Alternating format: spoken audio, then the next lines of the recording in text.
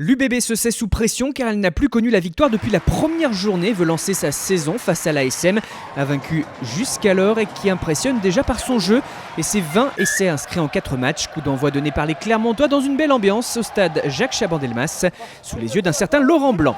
Clermont marque une première pénalité d'entrée pour mener 3-0 et se met à la faute sur le renvoi. Sur cette phase de ruck, Baptiste Serin fait le choix de jouer rapidement. Le demi de mêlée tente de prendre l'intervalle. Les soutiens arrivent et encore un avantage. Beaucoup d'envie.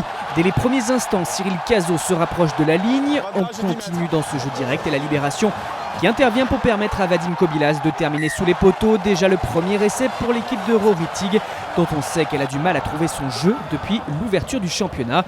Ce choix de jouer vite récompensé et le premier essai de la saison du pilier moldave, son premier avec les Girondins pour sa 3e saison.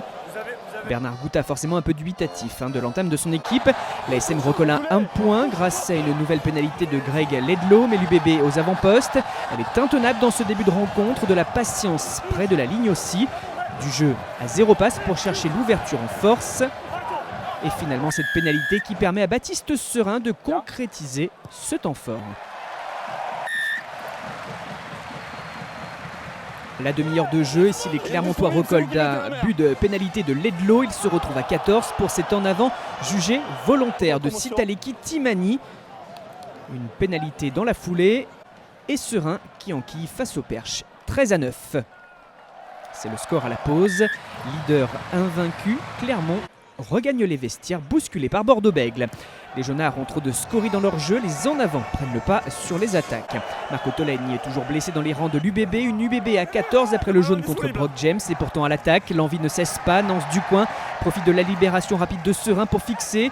La seconde lame pour Kolashvili, toujours le soutien du demi de mêlée, des temps de jeu qui s'enchaînent sur la ligne. Lâchez, il est disponible.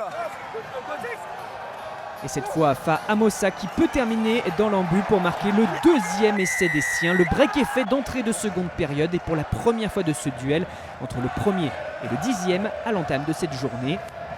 La SM semble souffrir de cette pression constante, de cette agressivité qui la met constamment en difficulté et qui l'empêche d'imposer son tempo. Toujours à 1 de moins, les Girondins gardent cette ambition de jouer. Mahamadou Diaby joue après contact dans la course de Romain Buros. Une belle chevauchée, un choix un peu surprenant, voyant pourtant le surnombre impossible sur la gauche. Il s'isole un peu, mais l'arrière conserve précieusement jusqu'à l'arrivée de soutien. La pénalité obtenue. Et Serin qui donne le plus gros écart du match, 23-12 après ce coup de pied idéalement placé. L'attaque des Jaunards tourne à 5 essais de moyenne par match depuis le début de saison, mais elle est muette jusqu'alors. L'entrée de Camille Lopez à l'ouverture a quand même fait du bien. Les séquences sont de plus en plus longues, alors qu'il y avait tendance à se précipiter en première période. Du jeu à une passe, très restrictif. Et la charge de Jaco Van Tonder, deuxième ligne sud-africain pour son deuxième match avec les pros.